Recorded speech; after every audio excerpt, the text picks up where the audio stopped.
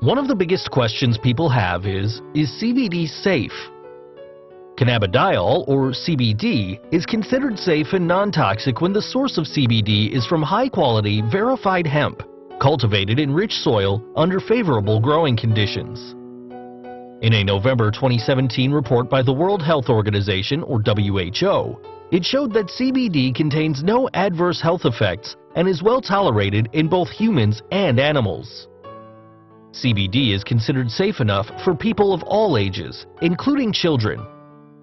More and more evidence and research has been presented stating that CBD given to children who experience seizures on a regular basis significantly reduces the number of seizures they experience without any unwanted side effects. This is in addition to the countless parents who give their children CBD to help manage symptoms of attention deficit hyperactivity disorder as well as other anxiety disorders.